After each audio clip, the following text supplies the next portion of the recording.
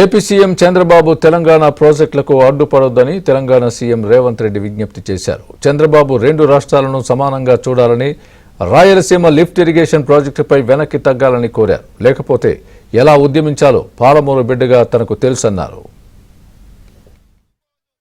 అందుకే చంద్రబాబు నాయుడు గారికి విజ్ఞప్తి చేస్తున్నా, మా పాలమూరు రంగారెడ్డి ఎత్తిపోతలకు అడ్డం పడొద్దు, మా డిండి ప్రాజెక్టును అడ్డుకోవద్దు, మా కల్వకుర్తి, మా భీమా, మా నెట్టంపాడు, మా కోయిల్ సాగర్ మీరు అడ్డుకోవద్దు.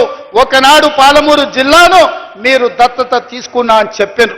మీరు బాధ్యతగా ఉండండి, మమ్మల్ని బ్రతకనియండి, మా ప్రాజెక్టులు పూర్తి చేసుకోనివ్వండి. ఆనాడు ఉమ్మడి రాష్ట్రంలో శ్రీశైలం వెనకాల నుండి 4 టీఎంసీల నీళ్లు తీసుకెళ్లేది ఉంటే ఇవాళ 9.5 టీఎంసీలు నీళ్లు తీసుకెళ్లడానికి మీరు ప్రాజెక్టులు పెట్టుకున్నారు. అందుకే చంద్రబాబు నాయుడు గారికి విజ్ఞప్తి చేస్తున్నా, రాయలసీమ లిఫ్ట్ ఇరిగేషన్ 3 టీఎంసీలు రోజుకు తరలించే ప్రాజెక్టును మీరు రద్దు చేసి మీ ఉదారత్వం ప్రదర్శించండి. మీరు రెండు రాష్ట్రాలను సమానంగా తెలుగు వాళ్ళను అభివృద్ధి చేయాలన్న ఆలోచనతో ఉన్నది నిజమైతే రాయలసీమ లిఫ్ట్ ఇరిగేషన్ ప్రాజెక్టును రద్దు చేయండి.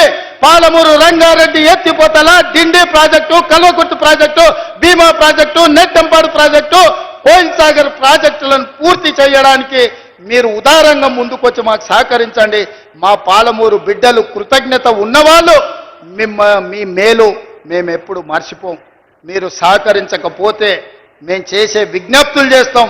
మా విజ్ఞప్తులను మీరు వినకపోతే పోరాటం ఎట్లా చేయాలనో పాలమూరుకు తెలుసు.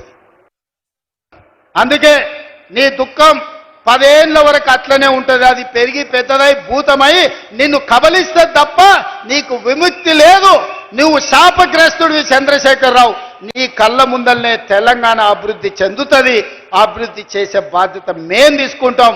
ఇవాళ ఈ వేదిక మీద నుంచి చెప్తున్నా, 94 నుంచి 10 ఏళ్ళు తెలుగుదేశం అధికారంలో ఉన్నది. 2004 నుంచి 2014 వరకు 10 ఏళ్ళు కాంగ్రెస్ అధికారంలో ఉన్నది రాజశేఖర రెడ్డి నాయకత్వంలో.